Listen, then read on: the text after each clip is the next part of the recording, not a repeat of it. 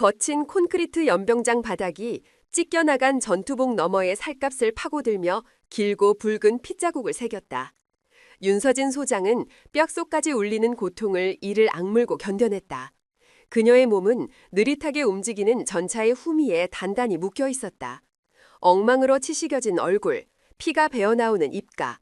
하지만 그 두 눈만은 결코 꺾이지 않는 불꽃으로 이글거리고 있었다.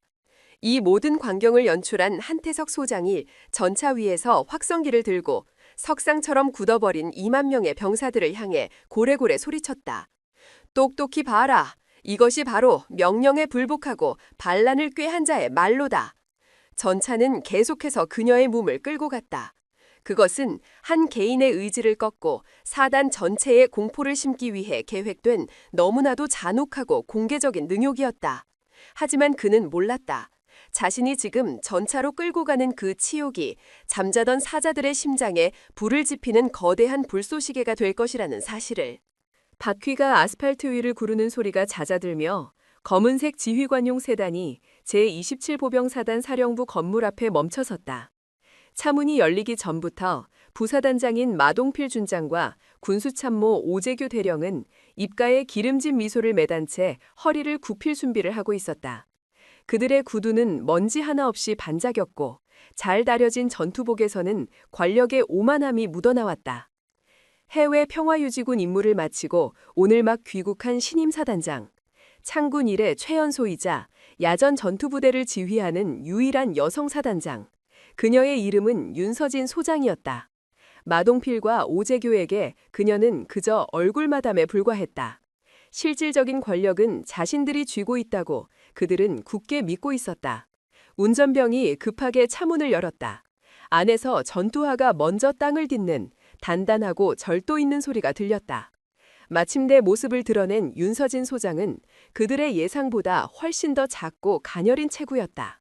하지만 그녀의 어깨 위에서 빛나는 두 개의 별은 그 어떤 거구의 장성보다도 무거워 보였고 그 눈빛은 수많은 전장을 꿰뚫어 본 듯 깊고 서늘했다.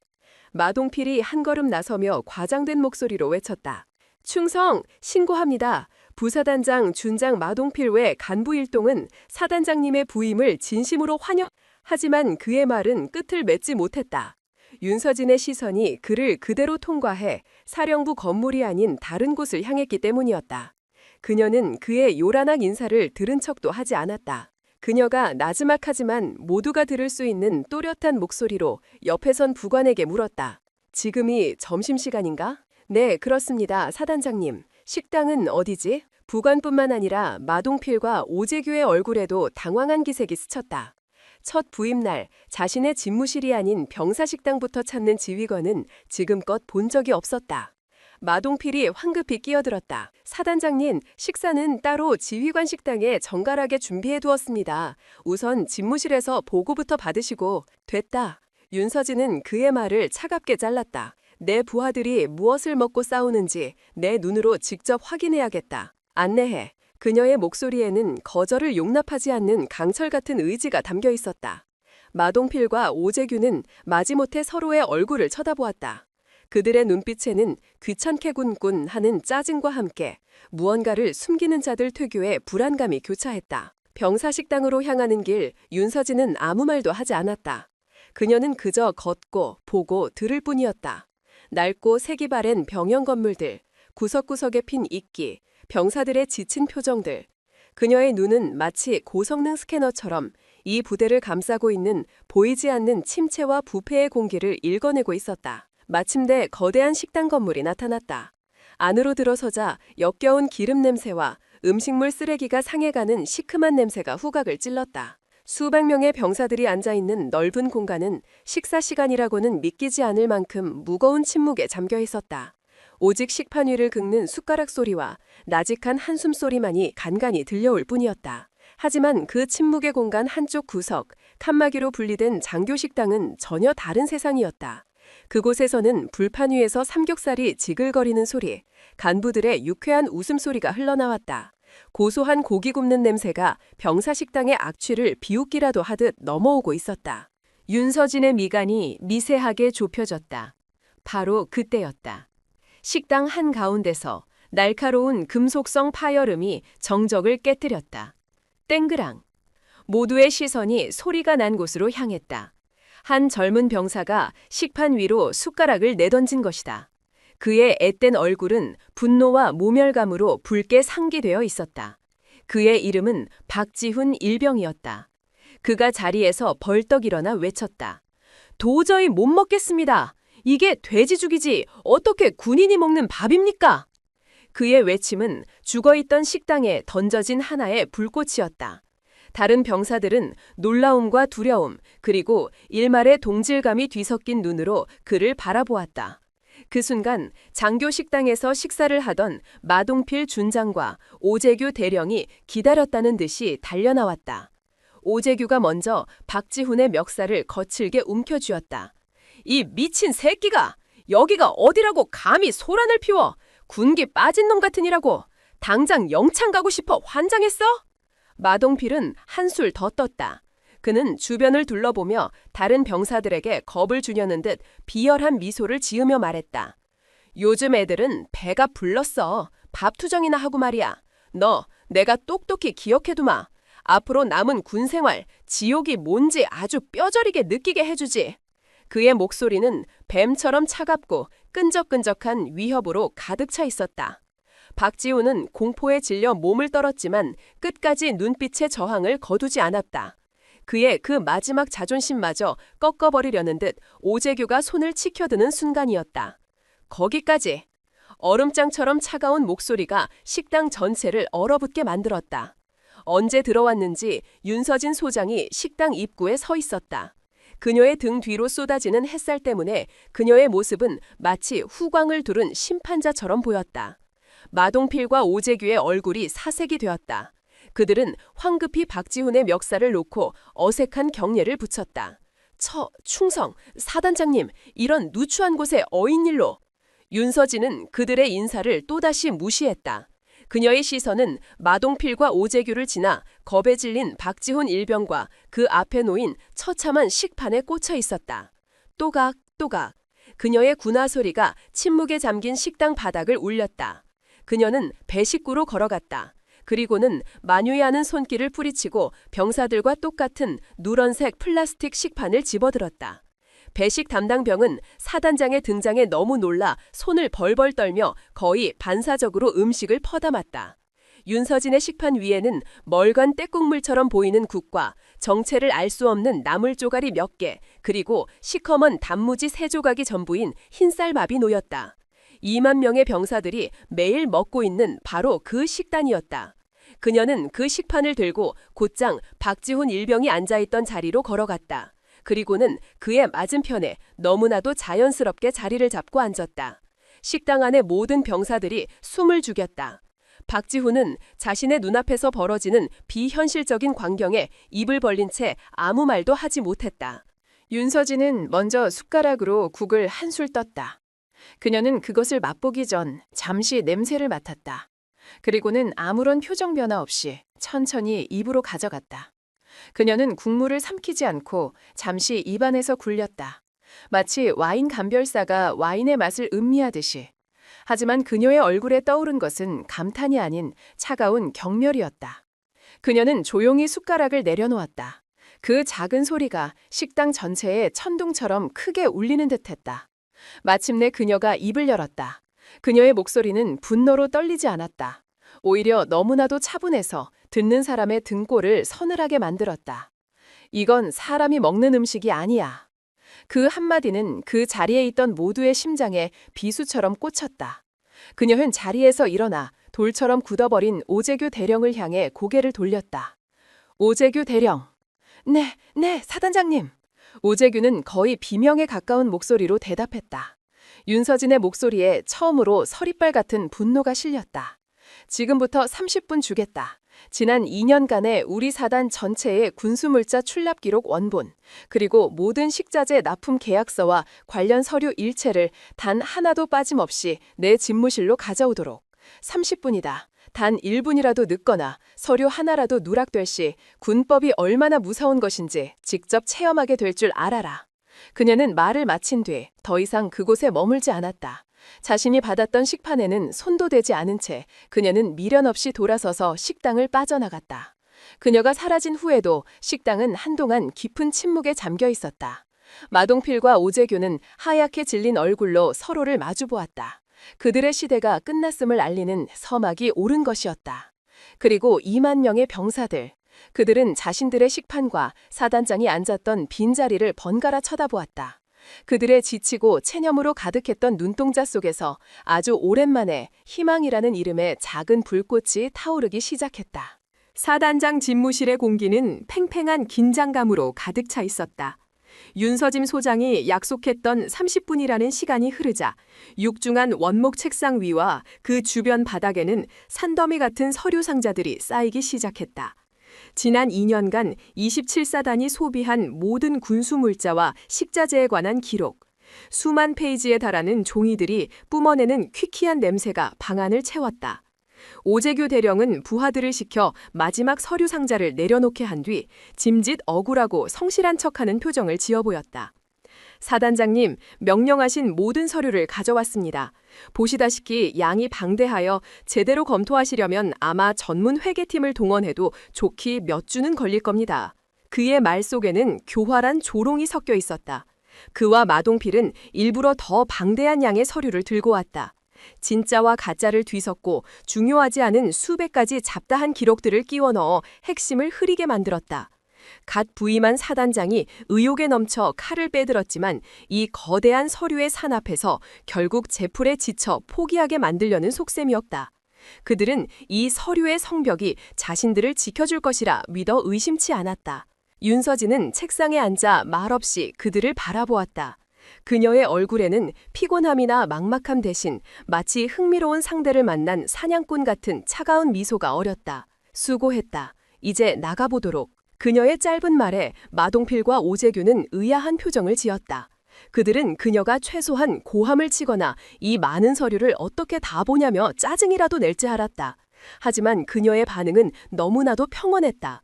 오히려 그 평온함이 그들을 더욱 불안하게 만들었다. 두 사람이 집무실을 나가자마자 윤서진은 문을 잠갔다. 그리고 넥타이를 살짝 풀어내며 겉옷을 벗었다. 이제부터 길고 외로운 싸움이 시작될 터였다. 그녀는 오재규의 말처럼 처음부터 서류를 하나하나 꼼꼼히 읽어볼 생각이 없었다. 그것은 그들이 파놓은 함정에 제발로 걸어 들어가는 짓이었다. 그녀는 평화유지군 사령부에서 복잡한 분쟁 지역의 정보를 분석하고 수많은 테러 조직의 자금 흐름을 역추적하며 자신만의 분석 기술을 갈고 닦아왔다. 그녀는 숲 전체를 보지 않고 숲을 병들게 하는 단 하나의 독이 든 나무를 찾아내는데 특화된 전문가였다. 그녀는 먼저 모든 서류 상자를 바닥에 쏟아부었다.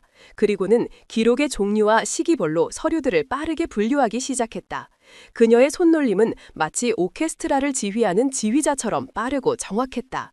쌀, 밀가루, 식용유 같은 주식류, 김치, 단무지 같은 부식류, 돼지고기, 닭고기 같은 육류, 수많은 품목들이 그녀의 손을 거쳐 순식간에 각자의 구역으로 나뉘었다. 몇 시간이 흘렀을까? 창밖은 이미 짙은 어둠에 잠겨 있었다. 집무실에는 종이 넘기는 소리와 그녀가 혼잣말처럼 내뱉는 날카로운 분석만이 간간히 울려 퍼졌다. 납품업체 리스트, 흥미롭군.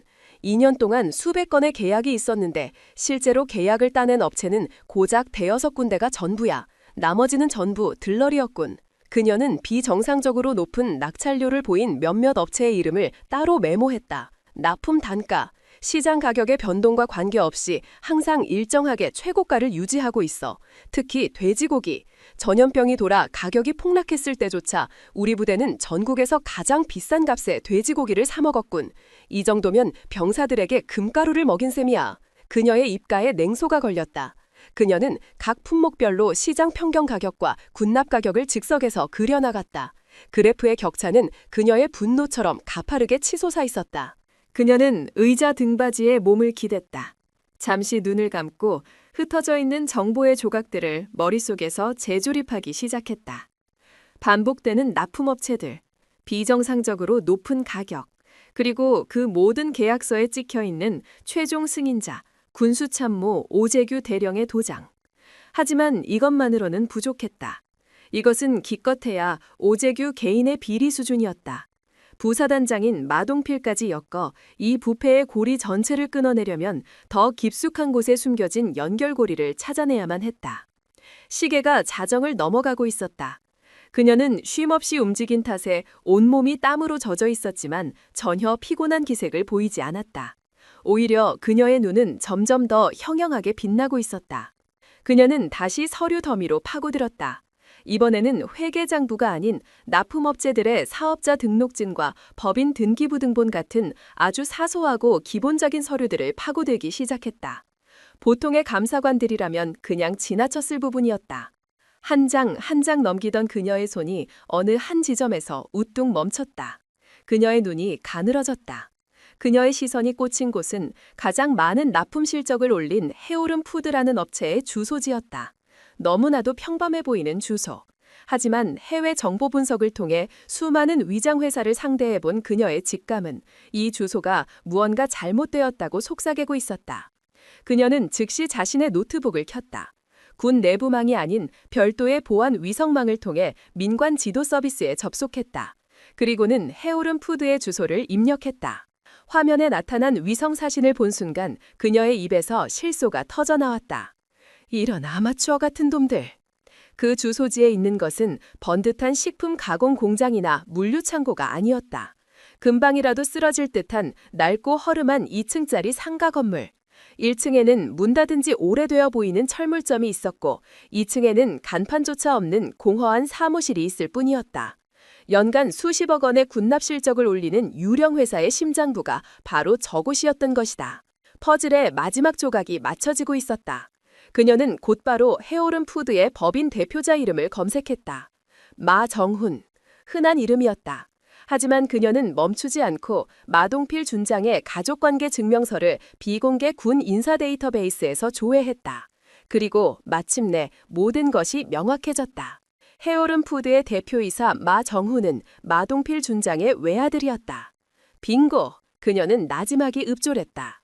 마동필은 자신의 아들 이름으로 유령 회사를 차려놓고 오재규와 결탁하여 군식자재 납품 계약을 독점했다.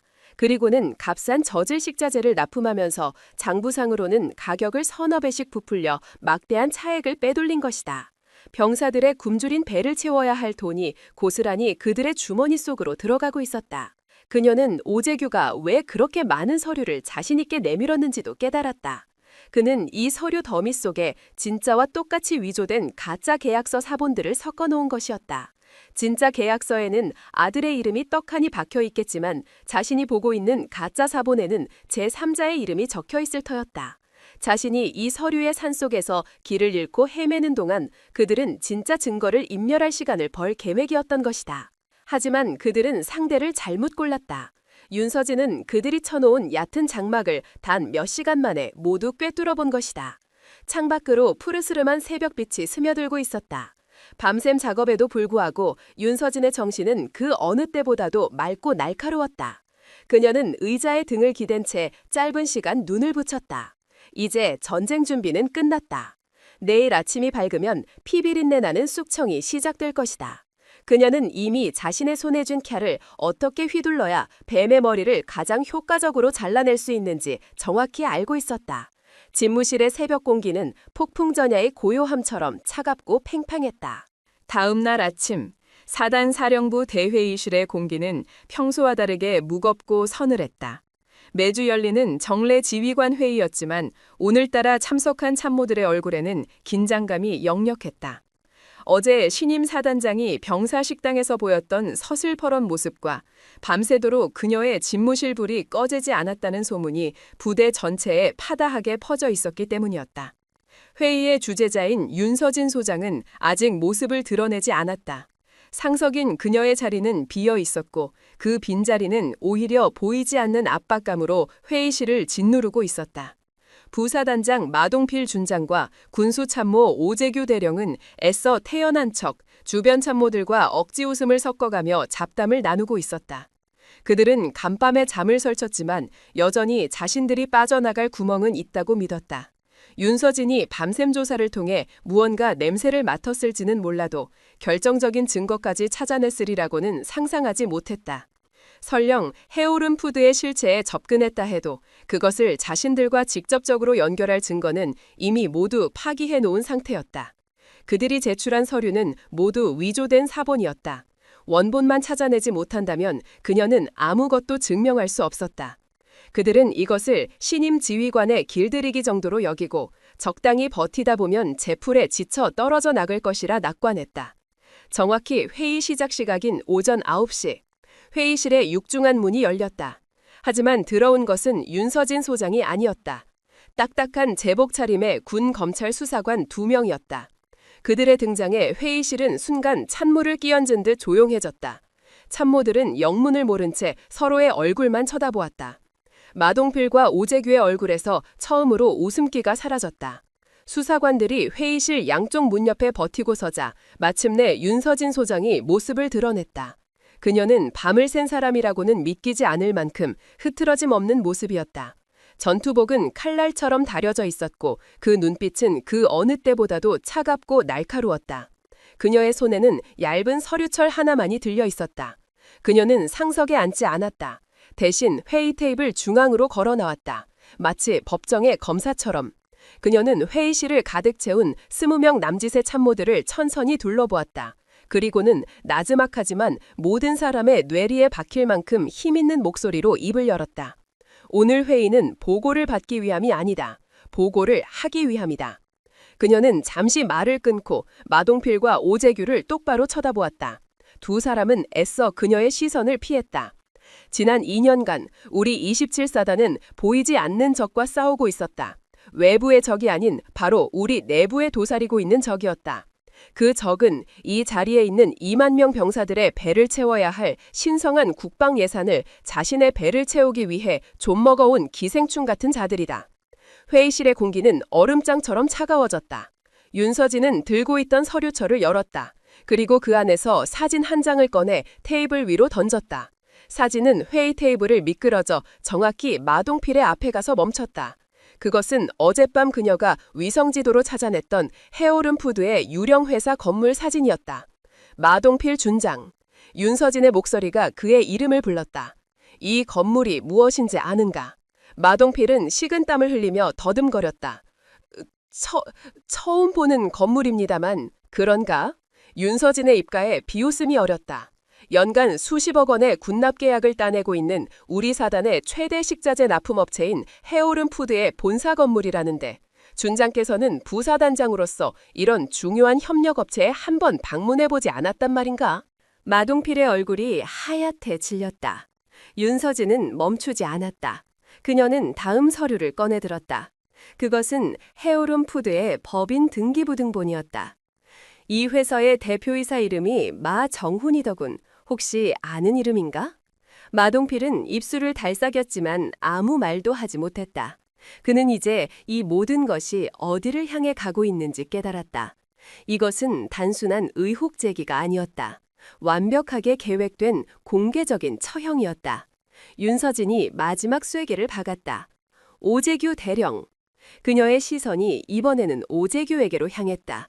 오재규는 자리에서 벌떡 일어날 뻔했다. 어젯밤 자네가 나에게 제출한 해오름 푸드와의 계약서 사본에는 대표이사 이름이 홍길동으로 되어 있더군. 아주 철저하게 위조했더군. 하지만 진짜 원본은 어디에 숨겼나? 무슨 말씀이신지 저는 모르는 일입니다. 오재규는 필사적으로 발뺌했다. 모른다? 윤서진은 코웃음을 쳤다.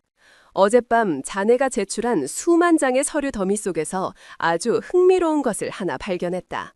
그녀는 서류철에서 아주 작은 종이 조각 하나를 꺼내 보였다. 그것은 다른 서류들 사이에 교묘하게 끼어 있던 택배 발송장이었다.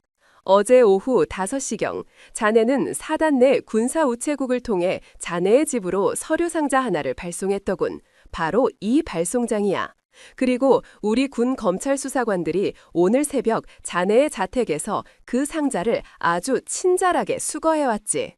그녀가 신호를 보내자 문 옆에 서 있던 수사관 한 명이 앞으로 나와 또 다른 서류철을 테이블 위에 올려놓았다. 그 서류철 표지에는 압수물이라는 붉은색 글씨가 선명하게 찍혀 있었다.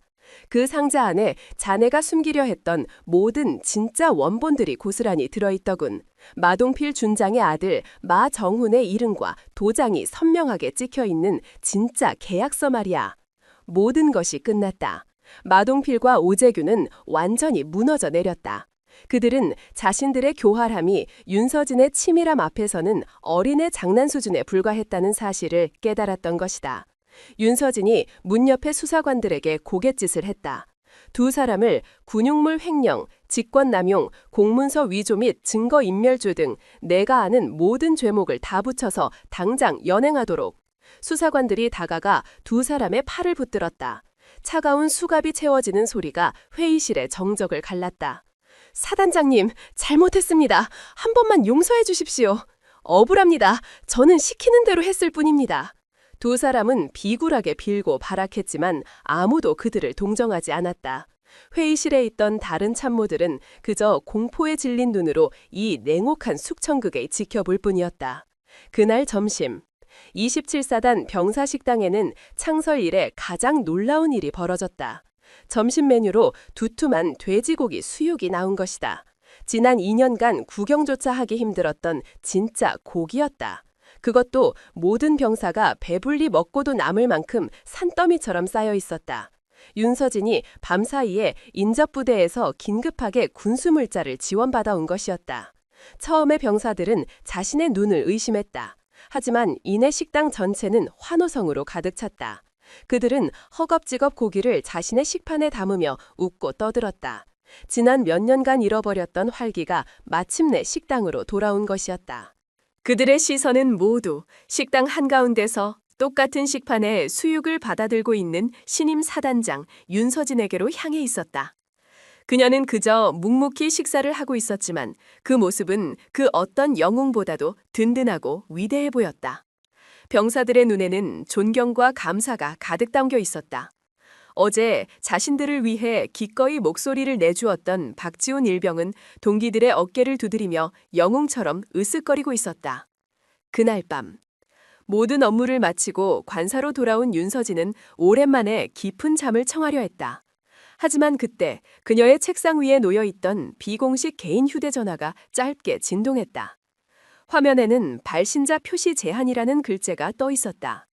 그녀는 잠시 망설이다 통화 버튼을 눌렀다. 수화기 너머에서는 아무 소리도 들리지 않았다.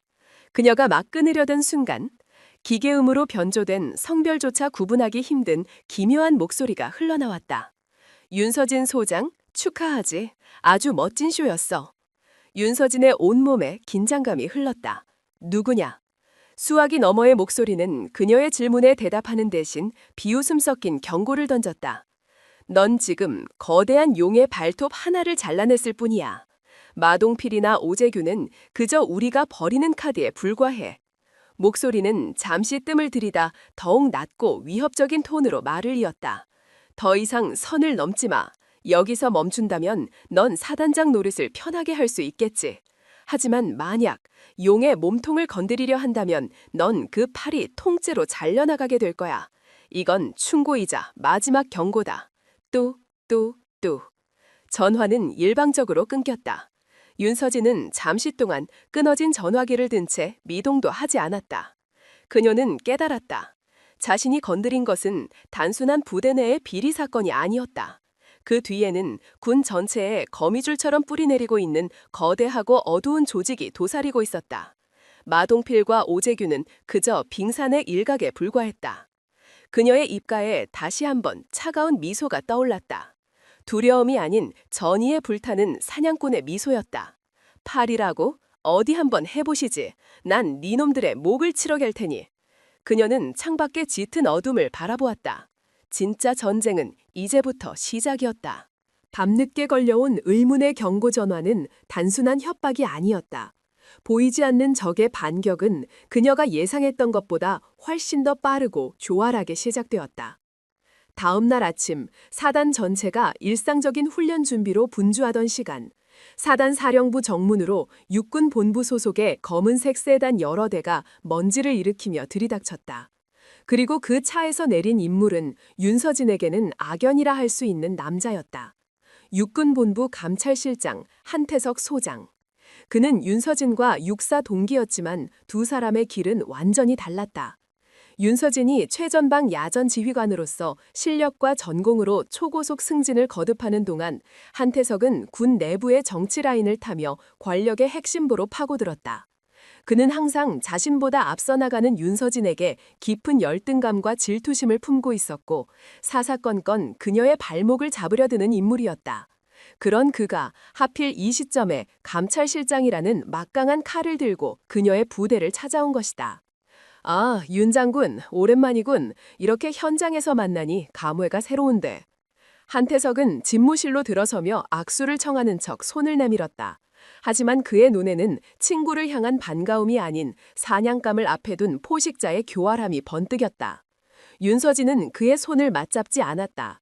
그녀는 차갑게 물었다. 본부 감찰실장이 사전 통보도 없이 사단장인 나도 모르게 불시에 부대를 방문한 저희가 뭐지? 한태석은 어깨를 으쓱하며 과장된 몸짓으로 말했다. 오해 말게, 친구. 최근 27사단에서 불미스러운 일이 있지 않았나? 부사단장과 군수참모가 동시에 비리 혐의로 연행되다니 군 전체의 기강이 흔들릴 수 있는 중차대한 사안이야. 그래서 상부의 특별 지시로 27사단의 전반적인 전투준비 태세와 지휘체계를 긴급 점검하러 온 것뿐이니까. 그의 말은 그럴듯했지만 명백한 거짓말이었다. 그의 진작 목적은 윤서진을 흠집내고 그녀가 시작한 부패 수사를 방해하려는 것이었다. 그는 어젯밤 전화기 너머의 그 목소리가 보낸 합법적인 자객이었다. 그날부터 한태석이 이끄는 본부 감찰팀은 27사단 전체를 샅샅이 훑기 시작했다. 하지만 그들의 감찰은 어딘가 기묘했다. 그들은 마동필과 오재규가 저지른 군납 비리에 대해서는 눈길조차 주지 않았다. 오히려 그들은 윤서진이 부임한 이후의 지휘 활동에 대해서만 현미경을 들이대듯 집요하게 파고들었다. 훈련 계획서의 오탈자 하나하나까지 문제 삼고 있습니다. 어제 야간 경계 근무표의 서명이 규정과 다르다며 관련자들을 모두 소환해 조사하고 있습니다. 부관의 보고를 듣는 윤서진의 표정은 차갑게 굳어 있었다. 한태석은 거대한 비리에 뿌리는 외면한 채 먼지 한 톨을 찾아내기 위해 혈안이 되어 있었다. 그의 목적은 명확했다. 어떻게든 윤서진의 지휘 능력에 흠집을 내어 리더십 부재라는 명목으로 그녀를 이 사건에서 배제시키려는 것이었다. 하지만 적의 공격은 그것으로 끝나지 않았다. 더욱 치명적인 공격이 보이지 않는 곳에서 동시에 진행되고 있었다. 그날 오후 사단 군수참모실에 비상이 걸렸다. 사단장님, 큰일 났습니다. 식자재 납품업체들로부터 연락이 왔는데. 보고를 하는 새로운 군수참모의 목소리는 다급했다. 어제 저희와 새로 계약을 맺은 업체 3곳 모두 오늘 아침 갑자기 국세청과 식품의약품안전처의 합동 단속을 받았다고 합니다. 세무조사와 위생점검을 동시에 진행하며 사실상 영업을 마비시킨 상태라고 합니다. 결국 세 업체 모두 저희 사단에 식자재 납품을 당분간 보류하겠다고 통보해왔습니다. 윤서진은 주먹을 불끈 쥐었다. 이것은 우연이 아니었다. 그녀가 마동필의 유령 회사를 잘라내고 새로 선정한 깨끗한 업체들을 보이지 않는 손이 국세청과 식약처라는 합법적인 칼을 이용해 보복한 것이다. 2만 명 병사들의 밥줄을 끊어 그녀를 고립시키고 압박하려는 비열한 수법이었다. 현재 우리 사단에 비축된 식량은 얼마나 남았나? 오늘 저녁 배식까지 마치고 나면 딱 이틀 분량밖에 남지 않습니다. 최악의 상황이었다. 불과 이틀 뒤면 27사단 2만 명의 병사들은 굶주림에 직면하게 된다. 한태석은 외부에서 그녀의 지휘체계를 흔들고 보이지 않는 손은 내부에서 병사들의 생존을 위협하고 있었다. 완벽한 연계 공격이었다. 그녀는 거대한 함정에 빠진 채 사면 초가에 몰린 형국이었다. 그녀는 해결책을 찾기 위해 밤늦게까지 집무실에 남았다. 인접부대에 다시 식량 지원을 요청했지만 상부의 지시라는 알 수 없는 이유로 모두 거절당했다. 그녀는 자신이 군 전체를 적으로 돌리고 싸우고 있다는 사실을 뼈저리게 느꼈다. 그녀가 절망감에 휩싸여 있을 때였다. 똑똑. 조심스러운 노크 소리와 함께 집무실 문이 살짝 열렸다. 쭈뼛거리며 들어온 것은 박지훈 일병이었다. 낮에는 당당했던 그의 얼굴에는 지금은 걱정과 결의가 뒤섞인 복잡한 표정이 어려 있었다. 그의 손에는 커다란 비닐봉지 하나가 들려 있었다. 그 안에는 잘게 조각난 종이 쓰레기들이 가득 담겨 있었다. 사단장님, 밤늦게 죄송합니다. 드릴 말씀이 있어서 왔습니다. 윤서진은 지친 기색을 감추고 그를 의자에 앉혔다. 무슨 일인가, 박일병. 박지훈은 잠시 망설이다 결심한 듯 비닐봉지를 책상 위에 올려놓았다. 이것은 오재규 대령이 쓰던 개인 사무실의 문서 파쇄기에서 나온 것들입니다. 윤서진은 의아한 눈으로 그를 바라보았다. 박지훈이 말을 이었다. 그의 목소리는 낮았지만 그 안에는 뜨거운 무언가가 담겨 있었다. 어제 사단장님께서 그들을 체포하신 직후 저희 생활관 동기들 몇몇과 함께 혹시나 하는 마음에 그의 사무실에 몰래 들어가 보았습니다. 역시나 그는 모든 자료를 파쇄기에 넣어 갈아버린 상태였습니다. 하지만 저희는 포기하지 않았습니다. 그는 비닐봉지를 가리켰다. 저와 동기 4명이 어젯밤을 꼬박 세워서 이 종이 조각들을 다시 맞췄습니다. 물론 전부 다 맞추지는 못했습니다. 하지만 아주 이상한 것을 하나 발견했습니다. 그는 봉지 안에서 수십 개의 종이 조각들을 스카치 테이프로 이어붙여 간신히 내용을 알아볼 수 있게 복원한 A4 용지 한 장을 꺼냈다. 그것은 은행의 계좌 이체 확인증 사본이었다. 윤서진은 그 종이를 받아들었다. 그녀의 눈이 가늘어졌다. 이체 내역은 충격적이었다. 돈을 보낸 곳은 마동필의 유령 회사인 해오름 푸드였다. 하지만 돈을 받은 곳은 전혀 예상 밖의 이름이었다. 대진건설. 대한민국 최고의 건설사 중 하나이자 최근 몇 년간 군의 대규모 건설 사업을 독점하다시피 하고 있는 바로 그 회사였다. 이게 대체 무슨... 윤서진은 혼란스러웠다. 상식적으로는 반대가 되어야 했다. 건설사가 군납비리 업체에 뒷돈을 주는 것이 아니라 군납비리 업체가 오히려 거대 건설사에 거액의 돈을 보내고 있었다. 금액 또한 수십억 원에 달했다. 박지훈이 조심스럽게 말했다. 저희가 복원한 다른 조각들을 보면 이체 명목이 컨설팅 비용이라고 되어 있었습니다. 하지만 식품회사가 건설회사에 대체 무슨 컨설팅을 해주겠습니까? 이건 돈 세탁이야. 윤서진이 그의 말을 이었다. 그녀의 머릿속에서 흩어져 있던 모든 조각들이 무서운 속도로 맞춰지기 시작했다. 그녀는 깨달았다. 군납비리는 그 자체로 끝이 아니었다. 그것은 더 거대한 범죄를 숨기기 위한 껍데기에 불과했다. 진짜 몸통은 수천억, 어쩌면 조 단위의 예산이 투입되는 군의 대규모 건설 사업 비리였다. 대진건설은 군 고위층에 뇌물을 바치고 독점적으로 사업을 따낸다. 그리고 그 검은 돈의 일부를 해오름 푸드 같은 수많은 유령 회사들에게 투자금이나 컨설팅 비용이라는 명목으로 보낸다. 그러면 해오름 푸드는 그 돈을 다시 군납비리를 통해 합법적인 돈으로 세탁하여 최종적으로 검은 커넥션의 정점에 있는 누군가에게 상납하는 구조. 식품 비리는 이 거대한 돈 세탁 시스템의 가장 말단에 있는 실무 창구에 불과했던 것이다. 그래서 어젯밤 그 의문의 목소리가 자신에게 용의 발톱 하나를 잘랐을 뿐이라고 말했던 것이다. 그녀는 이제야 그 말의 진짜 의미를 이해했다. 윤서진은 박지훈과 그의 동기들이 밤새워 맞춰낸 종이 조각을 들고 일어섰다. 절망의 잿더미 속에서 한 용감한 병사의 충성심이 기적과도 같은 실마리를 찾아낸 것이다. 그녀의 눈에는 다시 불꽃이 타오르고 있었다. 박일병, 자네가 우리 사단 전체를 구한 것일지도 모르겠다. 그녀는 더 이상 수세에 몰려있지 않았다. 이제 반격할 시간이었다.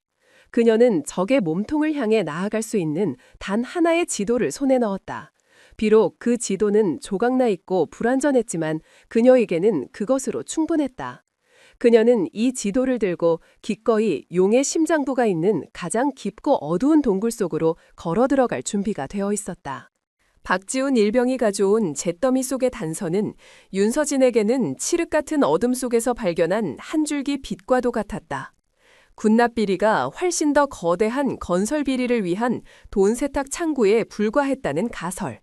그 가설이 맞다면 진짜 증거는 오재규의 개인 사무실 같은 말단이 아닌 이 사단의 가장 깊고 안전한 곳에 숨겨져 있을 터였다. 그녀의 머릿속에 단 하나의 장소가 떠올랐다. 사단 중앙 서버실. 사령부 본관 지하 3층에 위치한 그곳은 27사단의 모든 행정과 작전 데이터가 저장되고 관리되는 그야말로 부대의 뇌와도 같은 곳이었다. 수십 겹의 물리적, 전자적 보안 장치로 보호받고 있으며 출입 권한은 사단장인 자신을 포함해 극소수의 인원에게만 부여되는 절대 통제구역. 만약 대진건설과의 검은 거래에 대한 원본 데이터가 남아있다면 바로 그곳일 수밖에 없었다. 문제는 한태석이었다. 그는 감찰실장이라는 권한을 방패 삼아 사령부 곳곳을 제 집처럼 드나들며 그녀의 모든 움직임을 감시하고 있었다. 대낮에 정식 절차를 밟아 서버실에 들어간다면 그 정보는 1분 안에 한태석의 귀에 들어갈 것이고 그는 무슨 수를 써서라도 그녀의 접근을 막으려 들 것이다. 그녀는 어둠 속에서 움직여야만 했다. 그날 밤 사령부 전체가 깊은 잠에 빠져들었을 시간. 윤서진은 자신의 관사에서 조용히 전투복으로 갈아입었다. 그녀는 권총 한 자루만을 허리에 찬 채 창문을 통해 어둠 속으로 몸을 숨겼다. 그녀의 움직임은 한 마리의 흑표범처럼 조용하고 민첩했다. 그녀는 사령부 곳곳에 설치된 CCTV의 사각지대와 경계 근무자들의 순찰 경로를 모두 꿰뚫고 있었다. 그녀는 그림자처럼 이동하여 마침내 사령부 본관의 후미진 지하 통로 입구에 도착했다. 이곳이 서버실로 향하는 가장 은밀한 경로였다. 지하로 내려갈수록 공기는 차갑고 습해졌다. 그녀의 군화 소리가 좁은 복도를 따라 음산하게 울려 퍼졌다. 마침내 육중한 강철로 만들어진 서버실의 첫 번째 방화문이 나타났다. 그녀는 품 안에서 아이디 카드를 꺼내 센서에 가져다 댔다. 비빅 하는 짧은 전자음과 함께 자물쇠가 풀리는 둔탁한 소리가 들렸다. 홍채 인식, 지문 인식, 암호 입력. 수많은 보안 절차를 거치는 동안 그녀의 심장은 긴장감으로 세차게 뛰었지만 손끝은 조금의 떨림도 없이 정확하게 움직였다. 마침내 마지막 보안문이 쉬익 하는 소리를 내며 옆으로 열렸다. 서버실 내부는 수백, 수천 대의 서버에서 뿜어져 나오는 서늘한 공기와 낮은 기계음으로 가득 차 있었다. 끝없이 땀빠기는 작은 불빛들이 마치 살아있는 생명체의 신경망처럼 보였다. 그녀는 망설일 시간이 없었다. 곧 경계 근무자가 교대할 시간이었다. 그녀는 곧장 중앙 메인프레임으로 다가가 자신의 노트북을 연결했다. 그리고는 전장에서 단련된 빠른 손놀림으로 키보드를 두드리기 시작했다. 그녀의 목표는 명확했다.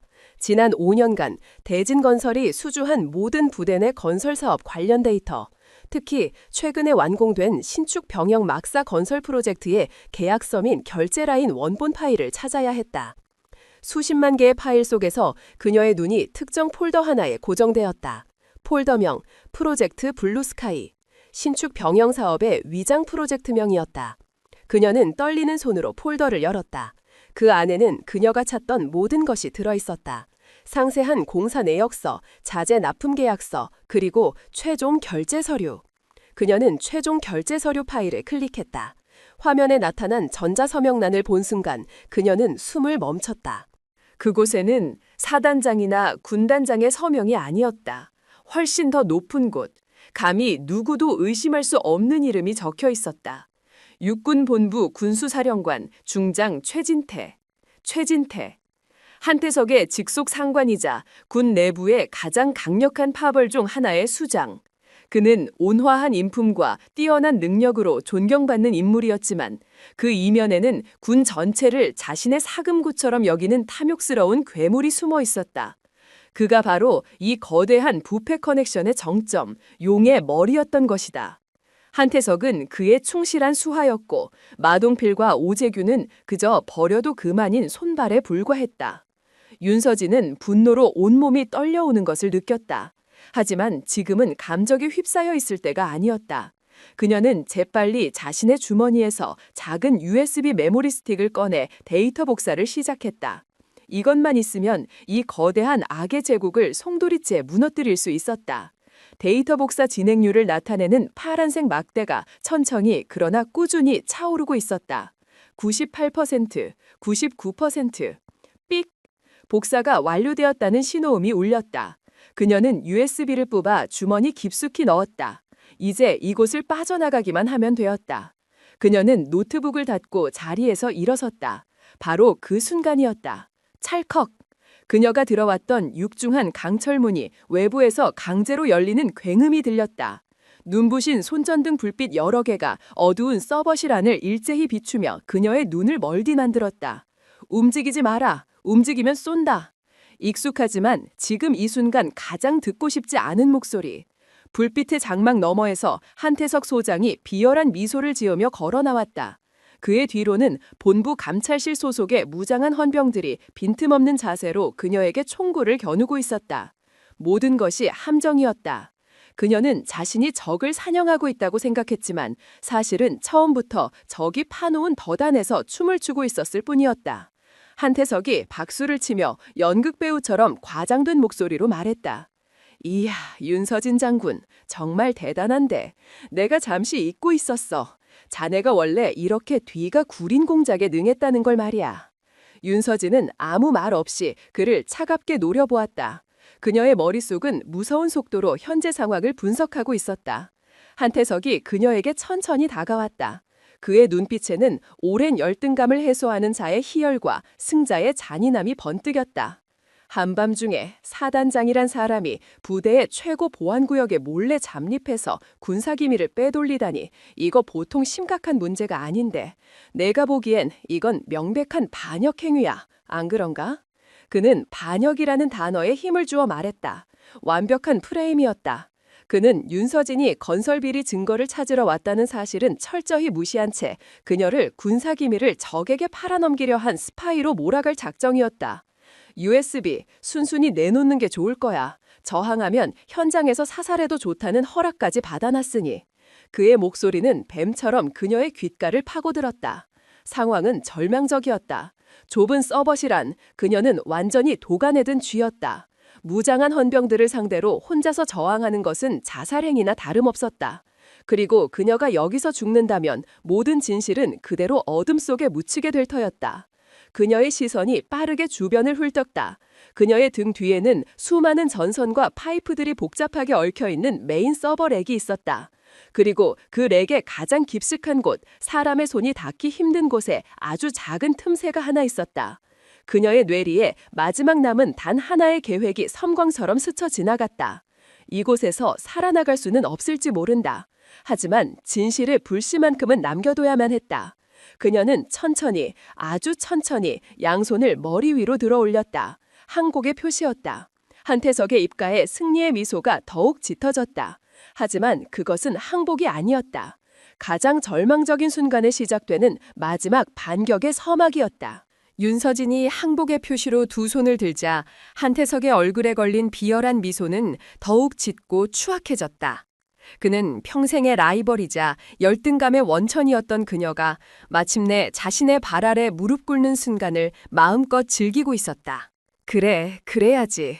똑똑한 줄 알았는데 이제 보니 별 수 없군. 그는 격렬이 가득한 목소리로 중얼거리며 부하 헌병에게 턱짓을 했다. 가서 전연 몸을 수색해 증거물 확보하고 무장 해제시켜. 무장한 헌병 한 명이 총구를 그녀에게 겨눈 채 조심스럽게 다가왔다. 바로 그 순간이었다. 윤서진의 눈빛이 섬광처럼 번뜩였다. 그녀는 항복한 척 들어올렸던 팔을 번개처럼 내리며 헌병의 소총을 붙잡아 총구를 천장으로 향하게 했다. 동시에 그녀의 무릎이 헌병의 복부를 정확하게 가격했다. 컥 하는 비명과 함께 헌병이 쓰러지는 사이 그녀는 그의 허리춤에 있던 권총을 빼앗아 들었다. 모든 것이 불과 1초 사이에 일어난 일이었다. 쏴! 전연을 쏴! 한태석이 당황하여 고함을 질렀다. 하지만 윤서진의 움직임은 그들보다 한 수 위였다. 그녀는 총을 쏘는 대신 거대한 서버렉 뒤로 몸을 날렸다. 수십 발의 총알이 그녀가 방금 전까지 서 있던 자리에 불꽃을 튀기며 박혔다. 서버 몇 대가 파괴되며 스파크가 튀고 경보음이 날카롭게 울려 퍼지기 시작했다. 서버실은 순식간에 총성과 경보음 그리고 타는 냄새가 뒤섞인 아수라장으로 변했다. 포위해! 절대 놓치지 마! 한태석은 분노로 얼굴이 시뻘개진 채 악을 썼다. 윤서진은 서버렉을 방패 삼아 숨을 골랐다. 그녀는 이곳에서 빠져나갈 수 없다는 것을 잘 알고 있었다. 그녀의 진짜 목적은 탈출이 아니었다. 그녀는 주머니에서 빼낸 USB를 꽉 쥐었다. 그리고는 서버렉 뒤편에 가장 깊숙하고 복잡한 곳, 어젯밤 미리 봐두었던 그 좁은 틈새를 향해 마지막 희망을 담아 그것을 힘껏 밀어넣었다. 딸깍하는 작은 소리와 함께 USB는 복잡한 케이블 다발과 금속 프레임 너머의 어둠 속으로 완전히 사라졌다. 이제 누구도, 심지어 그녀 자신조차도 저것을 맨손으로 다시 꺼내는 것은 불가능했다. 서버 전체를 해체하지 않는 이상 그녀는 마지막 임무를 완수했다. 그 순간 서버렉 반대편에서 나타난 헌병의 군화가 그녀의 옆구리를 강하게 걷어찼다. 그녀는 짧은 신음과 함께 바닥에 쓰러졌다. 빼앗았던 권총이 손에서 떨어져 나가 바닥을 굴렀다. 순식간에 여러 명의 헌병들이 달려들어 그녀의 몸을 무자비하게 짓눌렀다. 팔이 등 뒤로 꺾이고 차가운 수갑이 손목에 채워졌다. 저항은 끝났다. 한태석이 씩씩거리며 그녀에게 다가왔다. 그는 분노로 이성을 잃은 듯 보였다. 그는 윤서진의 머리채를 거칠게 잡아채 그녀의 얼굴을 바닥에 쳐박았다. 이 개같은 년이 감히 마지막까지 발악을 해. 그는 주변을 돌아보며 소리쳤다. 어디에 있어? 당장 찾아내. 헌병들이 그녀의 몸을 샅샅이 뒤졌지만 아무것도 나오지 않았다. 없습니다. 한태석의 눈이 가늘어졌다. 그는 주변의 총탄 자국과 파괴된 서버들을 보았다. 그는 윤서진이 그것을 어딘가에 숨겼거나 혹은 파괴해버렸을 것이라 짐작했다. 그는 윤서진의 얼굴을 발로 걷어찼다. 말해, 어디에 숨겼어? 윤서진은 터진 입술에서 흘러나오는 피를 뱉어내며 그를 노려보았다. 그녀의 눈빛에는 고통이 아닌 승자의 조소가 담겨 있었다. 찾아보시지. 내 놈들 무덤이 될 곳에 잘 숨겨놨으니. 그녀의 그 한마디는 한태석의 마지막 남은 이성의 끈을 완전히 끊어버렸다. 그는 이길 수 없는 싸움에서 졌다는 모멸감에 휩싸였다. 그는 그녀를 죽일 수도 있었다. 하지만 단순히 죽이는 것만으로는 분이 풀리지 않았다. 그는 그녀의 육체뿐만 아니라 그녀의 영혼과 명예, 그녀가 군인으로서 지켜온 모든 것을 완전히 파괴해버리고 싶었다. 그의 머리쪽에 악마보다 더 잔인하고 끔찍한 생각이 떠올랐다. 그는 옆에 서 있던 헌병에게 명령했다. 밧줄 가져와. 잠시 후 헌병들이 가져온 굵은 밧줄이 윤서진의 온몸을 꽁꽁 올감했다. 인연을 끌고 나가. 한태석의 목소리는 분노를 넘어 섬뜩한 광기마저 느껴졌다. 그녀는 짐짝처럼 질질 끌려 어둡고 축축한 지하 서버실을 빠져나왔다. 새벽의 차가운 공기가 그녀의 상처 입은 얼굴을 스쳤다. 그들이 도착한 곳은 사단의 주 연병장이었다. 마침 아침 점호를 위해 2만 명의 사단 병력 전체가 거대한 연병장을 가득 메운 채 도열해 있었다. 병사들은 갑작스럽게 등장한 본부 헌병들과 그들에게 죄수처럼 끌려 나오는 자신들의 사단장을 보고 경악을 금치 못했다. 웅성거림이 파도처럼 번져나갔다. 자신들이 그토록 존경하고 따르던, 자신들에게 처음으로 따뜻한 고깃국을 먹게 해주었던 그 사단장이 어째서 저런 끔찍한 모습으로 나타났단 말인가. 박지후 일병 역시 그 대열 속에서 차마 믿을 수 없는 광경을 두 눈으로 목격하고 있었다. 그의 심장이 차갑게 가라앉았다. 한태석은 이 모든 상황을 즐기고 있었다. 그는 이 공개적인 모욕이야말로 윤서진에게 내릴 수 있는 최고의 형벌이라고 생각했다. 그는 헌병들에게 연병장 한가운데에 대기하고 있던 K1 전차를 가리켰다. 저기다 묶어. 헌병들은 잠시 망설였다. 아무리 그래도 현역 장성을, 그것도 사단장을 전차에 묵는다는 것은 상상조차 할 수 없는 일이었다. 뭘 꿈을 거려. 이건 감찰실장의 명령이다. 반역자를 처단하는 신성한 의식이야. 한태석의 불호령에 헌병들은 마지못해 윤서진의 몸을 전차의 후미, 견인고리에 단단히 묶기 시작했다. 윤서진은 저항하지 않았다. 그녀는 아무 말 없이 자신을 바라보는 2만 명의 병사들의 얼굴을 하나하나 눈에 담았다. 그들의 눈동자 속에 담긴 충격, 공포, 분노, 그리고 무력감. 그녀는 이 모든 것을 기억해야만 했다. 마침내 한태석은 전차 위로 올라가 확성기를 손에 들었다. 그의 목소리가 연병장 전체에 울려 퍼졌다. 전군 주목! 여러분이 믿고 따르던 사단장 윤서진 소장은 군사 귀밀을 적에게 팔아넘기려 한 반역자다. 그녀는 지금 그 죗값을 치르는 것이다. 그는 운전병을 향해 손짓했다. 전차 발진!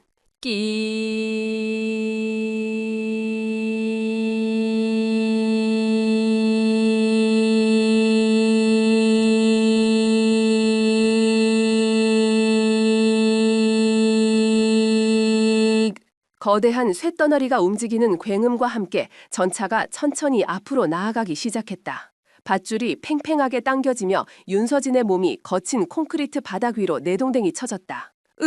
그녀는 비명을 삼키며 이를 악물었다. 전차는 멈추지 않았다. 아주 느린 속도로 하지만 멈추지 않고 연병장을 가로질러 나아갔다. 그녀의 몸은 속수무책으로 끌려갔다. 전투복이 찢겨나가고 그 아래의 살갗이 거친 바닥에 쓸려나가며 끔찍한 마찰음을 냈다. 그녀의 등 뒤로 길고 붉은 핏자국이 선명하게 새겨졌다. 2만 명의 병사들은 숨을 죽인 채 눈앞에서 벌어지는 악몽 같은 광경을 지켜보고 있었다. 그들의 심장 속에서 무언가 무너져 내리는 소리가 들렸다. 존경, 명예, 군인으로서의 자부심, 그 모든 것이 자신들의 지휘관이 한낱 짐승처럼 끌려가는 저 끔찍한 광경 앞에서 산산조각 나고 있었다. 한태석은 확성기를 입에 댄 채 승리에 도취하여 외쳤다. 똑똑히 봐라. 이것이 바로 명령에 불복하고 반란을 꾀한 자의 말로다. 이 부대에 감히 나에게 저항하는 자가 있다면 그 누구라도 전현과 똑같은 꼴을 당하게 될 것이다. 그의 목소리는 공포를 무기 삼아 2만 개의 영혼을 굴복시키려 하고 있었다. 윤서진은 거의 의식을 잃어가고 있었다. 온몸의 뼈가 부서지는 듯한 고통과 살갗이 벗겨져 나가는 끔찍한 감박, 그리고 그보다 더한 군인으로서의 명예가 공개적으로 짓밟히는 참을 수 없는 수치심. 하지만 그녀는 포기하지 않았다.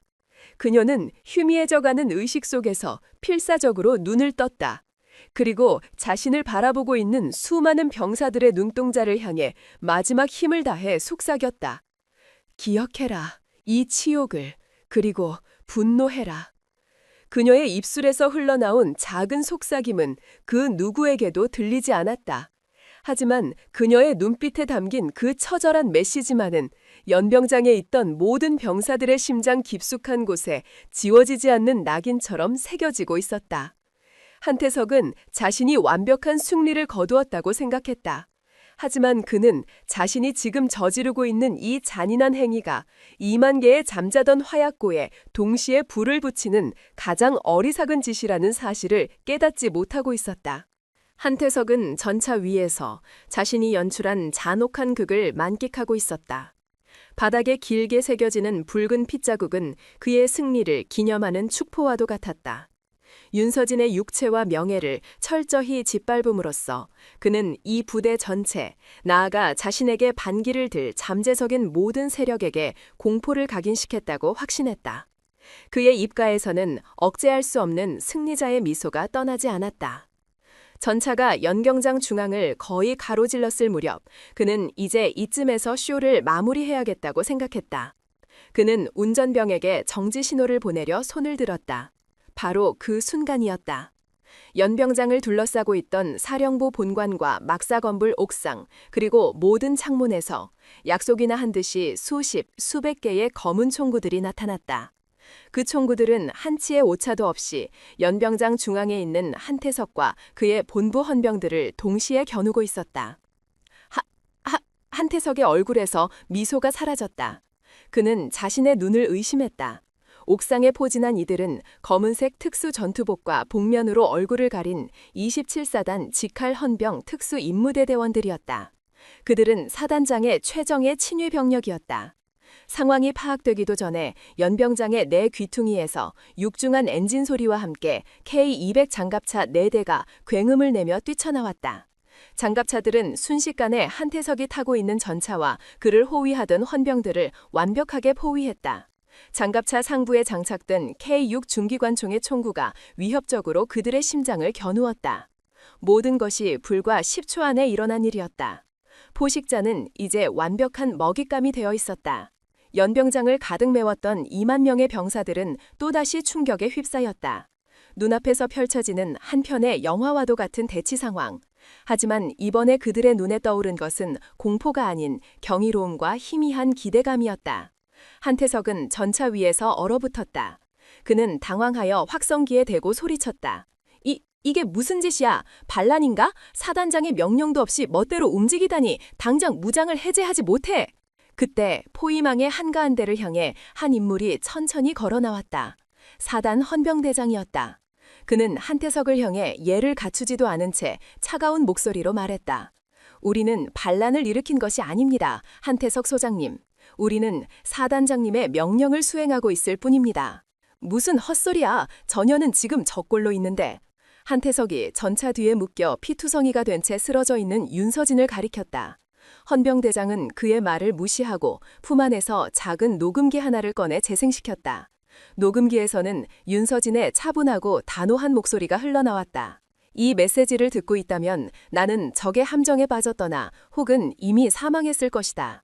하지만 이것은 나의 패배가 아니다. 지금부터 내가 내리는 마지막 명령을 수행하라. 적들은 나를 반역자로 몰아 증거를 빼앗고 나를 제거하려 할 것이다. 그들의 지휘관은 육군본부 감찰실장 한태석 소장이다.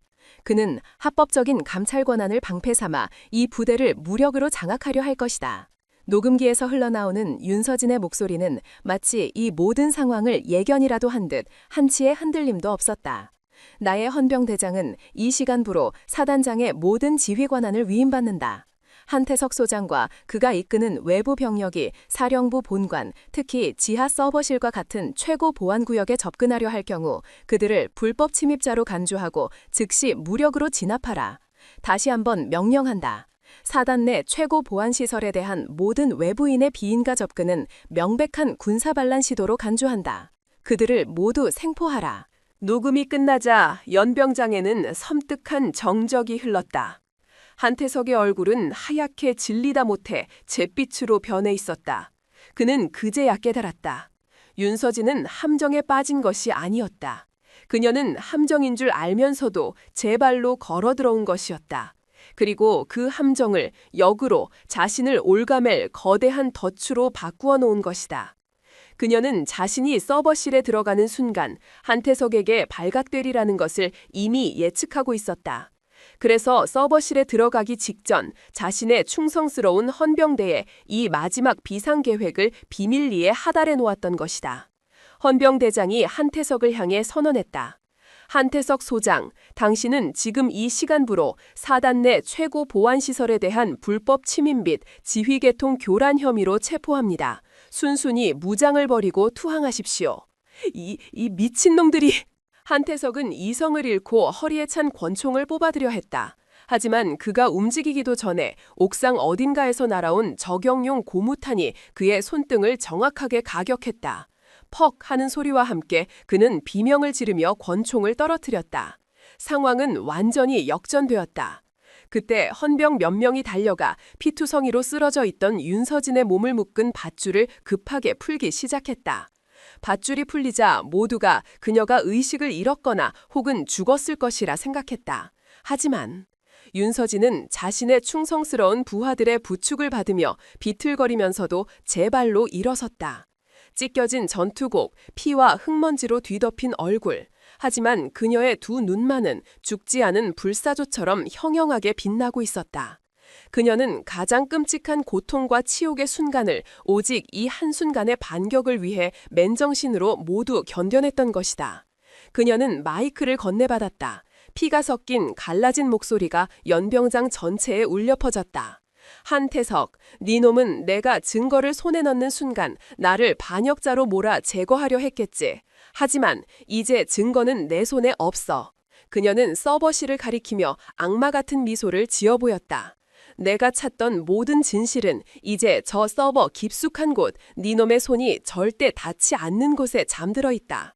그리고 이제 보니 그곳에 불법으로 침입한 것은 내가 아니라 바로 네 놈이군. 완벽한 논리의 역전. 그녀는 증거를 일부러 손이 닿지 않는 곳에 숨김으로써 자신은 증거를 소지한 반역자라는 프레임에서 벗어났다. 동시에 한태석은 증거도 없이 최고 보안시설에 무단으로 침입하여 사단장을 공격한 반란군이 되어버렸다. 그는 윤서진이 파놓은 거대한 함정의 한가운데에 완벽하게 고립되어 버린 것이다. 승리의 여신은 가장 잔인한 방법으로 가장 굳건한 자의 손을 들어주고 있었다. 27사단 연병장에서 벌어진 충격적인 역전극의 소식은 전파를 타고 순식간에 육군본부의 가장 깊숙한 곳까지 전달되었다.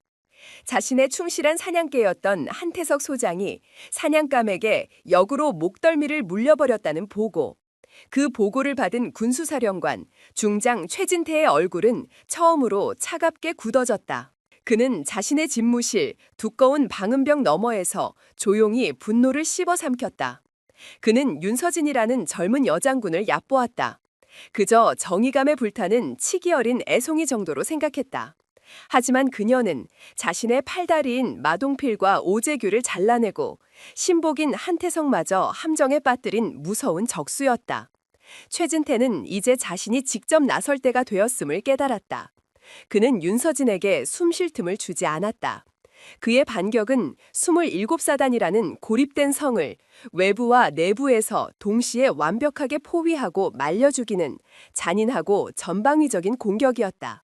첫 번째 공격은 부대의 생명줄을 끊는 것이었다. 그날 오후 인근 민간 물류센터에서 긴급하게 공수해온 식료품과 의약품을 실은 수송 트럭 행렬이 27사단을 향해 오고 있었다. 윤서진이 사단장으로서 행사할 수 있는 마지막 권한을 쥐어짜 병사들을 위한 최소한의 생명줄이었다. 하지만 트럭들이 부대로부터 약 10km 떨어진 인적이 드문 국도를 지날 때였다. 어디선가 나타난 검은색 승용차 여러 대가 트럭들의 앞뒤를 가로막았다. 차에서 내린 것은 군인이 아니었다. 짧은 머리에 온몸에 문신을 한 험악한 인상의 사내들이었다. 그들의 손에는 쇠파이프와 야구방망이가 들려 있었다. 내려! 당장 안 내려! 그들은 운전석의 수송병들을 위협하며 닥치는 대로 트럭을 때려 부수기 시작했다. 퍽! 퍽! 하는 둔탁한 파열음과 함께 트럭의 유리장이 박살나고 타이어가 찢겨나갔다. 그들은 트럭 적재함의 문을 열어젖히고 안에 있던 식료품 포대들을 도로 위로 내던졌다. 쌀 포대는 찢어져 하얀 쌀알이 아스팔트 위로 흩뿌려졌고 라면 상자들은 발길질에 지시겨져 가루가 되었다. 그것은 우발적인 사고가 아니었다. 최진태가 뒤에서 돈으로 고용한 지역 폭력 조직의 계획적인 습격이었다. 그는 군의 공식적인 힘이 아닌 더럽고 추악한 어둠의 힘을 이용해 27사단의 보급로를 완벽하게 차단해버린 것이다. 이 소식이 부대에 전해졌을 때 병사들의 얼굴에는 깊은 절망감이 드리워졌다. 이제 그들에게 남은 식량은 거의 바닥을 드러내고 있었다. 두 번째 공격은 윤서진의 법적, 정치적 지지 기반을 무너뜨리는 것이었다. 그녀는 한태석을 체포한 직후 자신의 유일한 아군이라 믿었던 군 검찰 내 소장파 검사에게 연락해 이번 사건에 대한 공식적인 수사를 요청했다. 그는 군내의 대표적인 강골 검사로 최진태의 세력에 끈질기게 저항해온 인물이었다. 하지만 바로 다음 날 그는 군 내부 쿠데타 모의 및 상관 불법 체포 동조 혐의라는 말도 안 되는 죄목으로 합동수사본부에 의해 긴급 체포되었다. 최진태가 자신의 권력을 이용해 윤서진을 도울 수 있는 유일한 법적 창구를 원천적으로 봉쇄해버린 것이다. 그녀가 믿었던 동맹은 그녀를 돕기도 전에 속수무책으로 제거당했다. 이제 그녀는 완벽한 외톨이가 되었다. 그녀에게 남은 것은 굶주림에 지쳐가는 2만 명의 병사들과 상관에게 총을 겨눈 반란군이라는 누명뿐이었다. 그리고 마침내 최진태는 마지막 결정타를 날릴 준비를 마쳤다. 그것은 군인에게는 상상할 수 있는 최악의 시나리오, 바로 동족 상잔의 비극을 강요하는 것이었다. 긴급 속보입니다. 국방부는 조금 전 제27보병사단에서 발생한 지휘관 항명 사태를 군사 반란으로 규정하고 인접한 제8기계화 보병사단에 진안 명령을 하달했다고 밝혔습니다. 현재 제8사단 소속 전차 및 장갑차 부대가 27사단을 향해 이동 중인 것으로 알려졌습니다. 사단장 집무실에 TV에서 흘러나오는 뉴스를 듣는 윤서진과 참모들의 얼굴은 굳어 있었다. 최진태는 국방부 내 자신의 인맥을 총동원하여 여론을 조작하고 사실을 왜곡했다. 그는 윤서진을 과대망상에 사로잡혀 쿠데타를 일으킨 정신나간 여장군으로 둔갑시켰고 한태석은 반란을 진압하려다 억류된 영웅으로 포장했다. 그리고는 27사단을 진압하기 위해 바로 옆부대인 8사단을 출동시킨 것이다. 이것은 너무나도 잔인한 함정이었다. 만약 윤서진이 저항한다면 그녀는 동료 군인들에게 총부리를 겨는 반역자가 되어 돌이킬 수 없는 내전의 불씨를 당기게 된다. 만약 그녀가 저항하지 않고 투항한다면 그녀와 그녀를 따랐던 모든 병사들은 반란군의 오명을 쓴 채 군사재판에 회부되어 모든 진실은 그대로 묻히게 될 것이다. 어느 쪽을 선택하든 그녀에게 남는 것은 파멸뿐이었다. 창밖으로 땅을 울리는 육중한 굉음이 들려오기 시작했다. 지평선 너머로 수십, 수백 대의 전차와 장갑차들이 만들어내는 거대한 먼지구름이 피어오르고 있었다. 제8사단, 불사조 부대, 그들은 27사단과는 오랜 기간 함께 훈련하며 전우회를 다져온 형제와도 같은 부대였다. 그런데 지금 그 형제들이 자신들을 섬멸하기 위해 총구를 겨누고 다가오고 있었다. 집무실에 문이 열리고 작전 참모가 창백한 얼굴로 뛰어들어왔다. 사단장님, 8사단 선봉대가 아군 최전방 경계 초소 500m 전방까지 접근했습니다. 그들이 무선으로 최후 통첩을 보내왔습니다. 지금 즉시 무장 해제하고 투항하지 않으면 공격을 개시하겠다고 합니다. 남은 시간은 30분입니다. 집무실 안의 모든 참모들의 시선이 윤서진에게로 향했다. 그들의 눈에는 공포와 절망, 그리고 마지막 희망이 뒤섞여 있었다. 이제 모든 결점은 그녀의 손에 달려 있었다. 그녀는 자리에서 일어나 창가로 다가오는 거대한 강철의 벽을 바라보았다. 그녀의 등 뒤에서는 굶주림과 불안에 지친 참모들의 거친 숨소리가 들려왔다. 외부로부터는 완벽하게 고립되었다. 내부적으로는 식량이 바닥나고 사기가 떨어지고 있었다. 그리고 눈앞에는 형제의 피를 요구하는 거대한 위협이 닥쳐오고 있었다. 그녀는 군인으로서 맞이할 수 있는 가장 최악의 상황에 직면했다. 이 완벽한 포위망 속에서 그녀는 과연 어떤 선택을 내릴 것인가? 그녀의 입술이 마침내 무겁게 열렸다. 윤서진은 다가오는 제8사단의 먼지구름에서 시선을 거두고 그녀의 마지막 결정을 기다리는 참모들을 향해 몸을 돌렸다. 그녀의 얼굴에는 더 이상 곤괴나 절망의 기색이 없었다. 오히려 모든 것을 내려놓은 자의 평온함, 그리고 마지막 결전을 앞둔 장수의 비장함이 서려 있었다. 작전 참모. 그녀의 목소리는 낮았지만 집무실의 모든 소음을 압도할 만큼 단단했다. 지금 즉시 사단 전체 방송 시스템을 연결하도록 내가 직접 우리 사단의 모든 병사들에게 전할 말이 있다. 참모들은 의아한 표정을 지었다. 지금 이 일촉즉발의 위기 상황에서 방송이라니. 하지만 누구도 그녀의 명령에 토를 달지 않았다. 잠시 후 사단 전체에 설치된 수백 개의 스피커에서 치직하는 잡음과 함께 윤서진의 목소리가 울려 퍼지기 시작했다. 막사에서, 초소에서, 훈련장에서 불안에 떨고 있던 2만 명의 병사들은 모두 하던 일을 멈추고 스피커에서 흘러나오는 목소리에 귀를 기울였다. 사랑하는 제27사단 장병 여러분, 나는 여러분의 사단장 윤서진 소장이다. 그녀의 목소리는 떨리지 않았다. 그녀는 마치 어머니가 아들에게 혹은 누나가 동생에게 이야기하듯 차분하고 진심 어린 어조로 말을 이어나갔다. 여러분도 이미 알고 있겠지만 지금 우리 사단은 창설 이래 가장 큰 위기에 직면해 있다. 외부로 통하는 모든 보급로는 차단되었고 우리의 형제 부대인 제8사단이 우리에게 총구를 겨누고 있다. 그리고 세상은 우리를 반란군이라 부르고 있다. 그녀는 잠시 숨을 골랐다.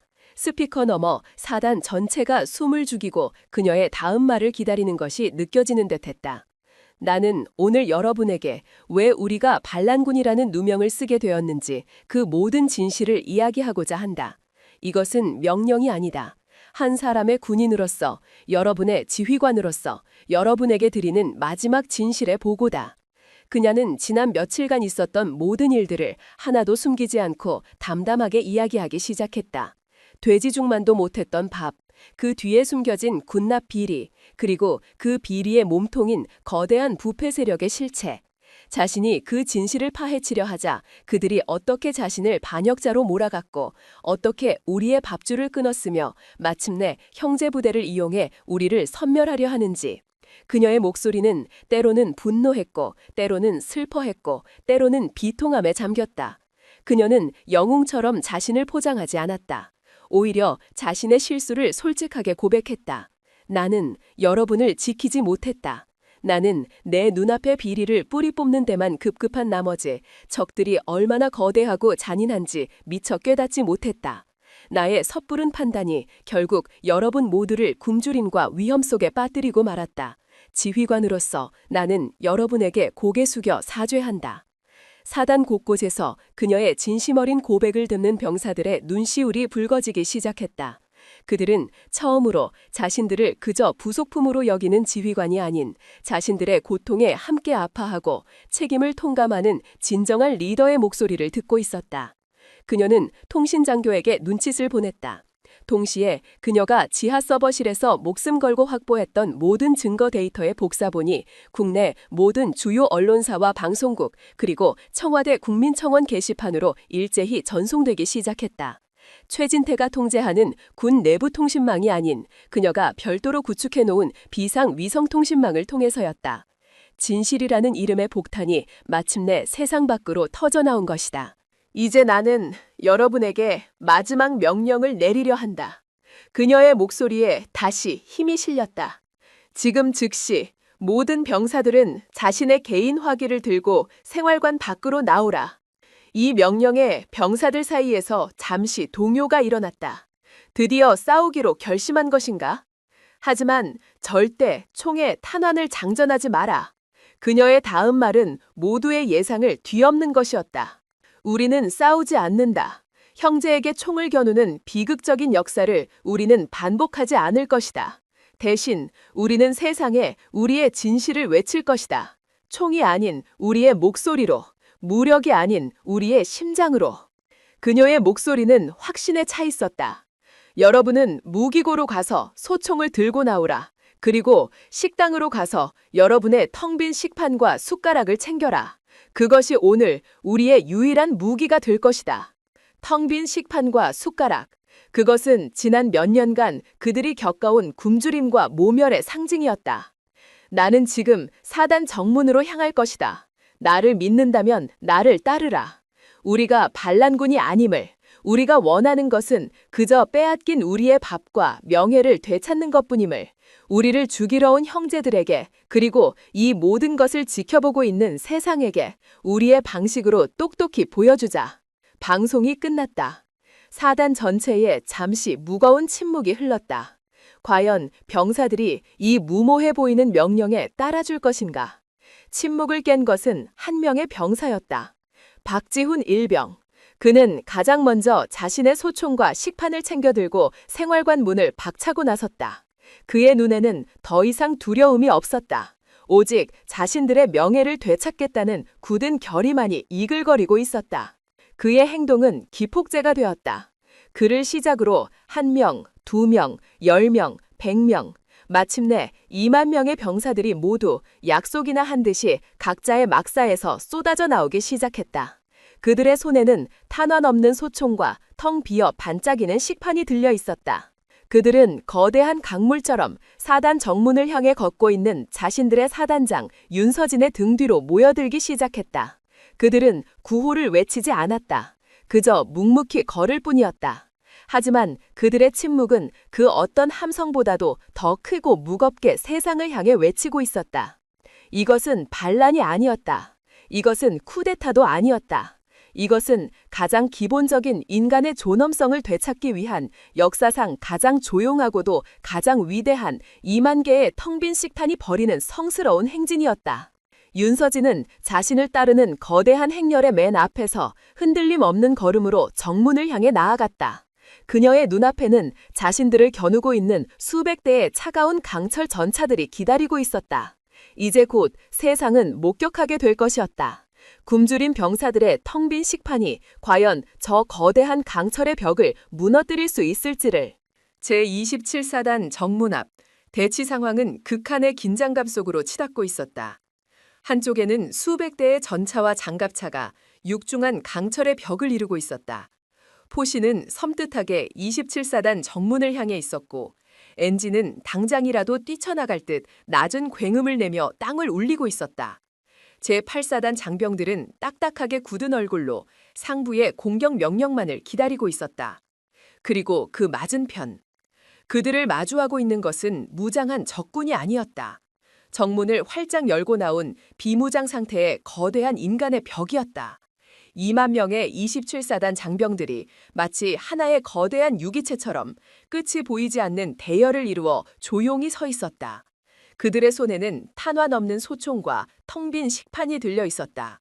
그리고 그 거대한 인간의 벽 맨 앞에 피투성이 전투복 차림의 여장군 윤서진이 홀로 서 있었다. 그녀의 작은 세군은 맞은편의 거대한 강철 부대와 비교되어 너무나도 연약해 보였다. 하지만 그녀의 눈빛과 굳게 담은 입술에서는 그 어떤 전차보다도 단단하고 강인한 의지가 뿜어져 나오고 있었다. 8사단 지휘관은 당혹감을 감추지 못했다.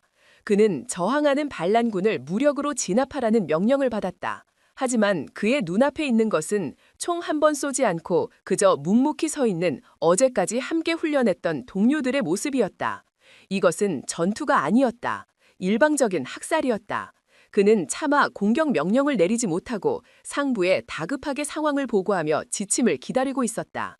시간이 흐를수록 기묘한 정적 속에서 긴장감은 더욱 팽팽해졌다. 바로 그때 윤서진이 천천히 자신의 오른손을 들어 올렸다. 그것은 신호였다.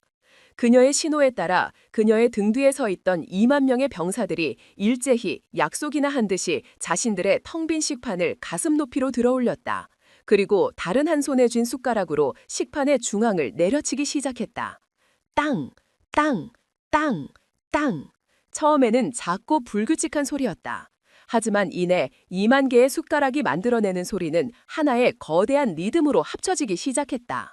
땅, 땅, 땅, 땅. 그것은 단순한 소음이 아니었다. 그것은 북소리였고 함성이었다. 지난 2년간 굶주려왔던 그들의 분노가 담긴 소리. 군인으로서의 명예를 짓밟힌 그들의 억울함이 담긴 소리. 형제에게 총을 겨눌 수 없다는 그들의 처절한 절규가 담긴 소리. 2만 개의 숟가락이 만들어내는 거대한 금속성 교향곡은 하늘과 땅을 뒤흔들 듯 울려 퍼졌다. 그 소리는 전차의 엔진 굉음마저 집어삼킬 만큼 압도적이었다. 8사단 장병들은 그 비현실적인 광경과 심장을 뒤흔드는 소리 앞에서 자신도 모르게 뒷걸음질 쳤다. 그들의 손에 들린 최첨단 무기는 저 원초적인 분노의 외침 앞에서 한없이 무력하게 느껴졌다. 한편 윤서진이 터뜨린 진실의 폭탄은 대한민국 전체를 강타하고 있었다. 모든 방송사들은 정규 방송을 중단하고 그녀가 보낸 증거 자료들을 긴급 속보로 타전하기 시작했다. 최진태 중장을 정점으로 한 거대한 군 비리 커넥션의 실체가 국민들 앞에 낱낱이 드러났다. 청와대 국민청원 게시판은 서버가 마비될 정도로 접속자가 폭주했고 성난 민심은 들끓기 시작했다. 상황이 통제 불가능한 수준으로 번지자 마침내 대통령이 직접 나섰다. 긴급 국가안전보장회의가 소집되었고 대통령은 국방부 장관에게 모든 군사행동을 즉각 중지하고 진상조사를 위한 특별합동수사본부를 구성하여 현장에 급파라는 엄명을 내렸다. 다시 두 사단이 대치하고 있는 현장. 숟가락 교향곡이 절정에 달했을 무렵 하늘에서 땅을 울리는 굉음과는 또 다른 종류의 날카로운 프로펠러 소리가 들려오기 시작했다. 모두가 하늘을 올려다보았다. 수리온 헬리콥터 여러 대가 두 사단 사이의 비무장지대를 향해 빠르게 접근하고 있었다. 헬기 동체에는 국방부 조사본부를 상징하는 마크가 선명하게 찍혀 있었다. 헬기가 착륙하며 일으킨 거센 바람이 2만 개의 숟가락 소리를 잠시 잦아들게 했다.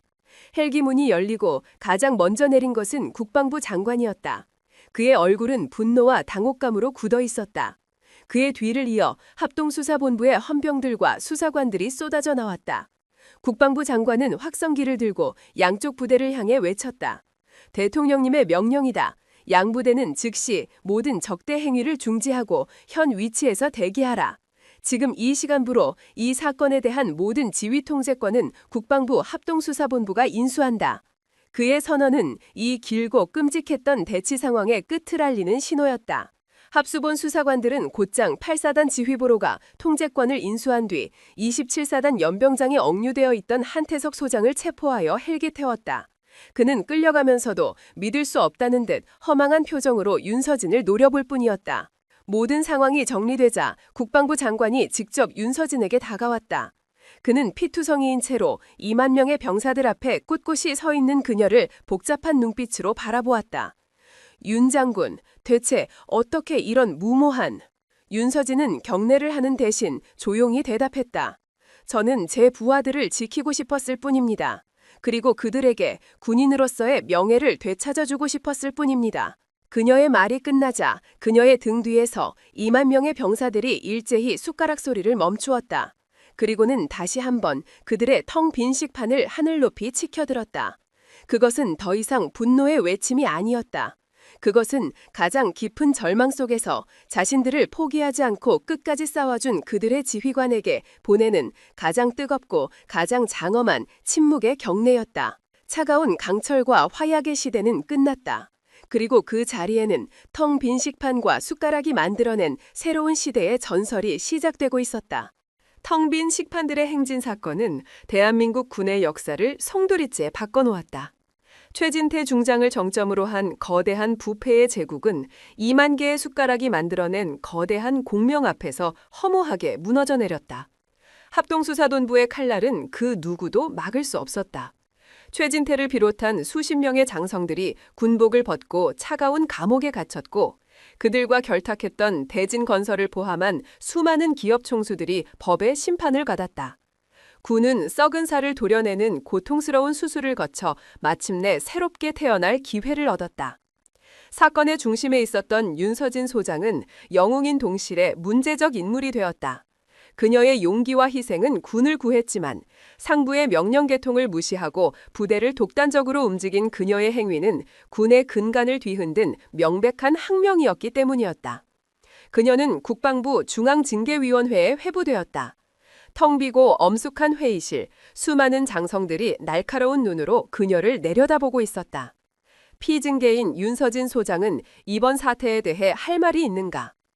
위원장의 무거운 질문에 그녀는 자리에서 일어나 흔들림 없는 목소리로 대답했다. 저는 군인으로서 상관의 명령에 불복종했습니다. 그 어떠한 처벌도 달게 받겠습니다. 하지만 만약 똑같은 상황이 다시 주어진다 해도 저는 단 한순간의 후회도 없이 똑같은 선택을 할 것입니다. 굶주리는 제 부하들을 외면하고 썩어가는 군의 현실에 눈 감는 지휘관이 되느니 차라리 반역자의 오명을 쓰고 군복을 벗겠습니다. 이성입니다. 그녀의 마지막 진술은 회의실 전체를 깊은 침묵에 빠뜨렸다.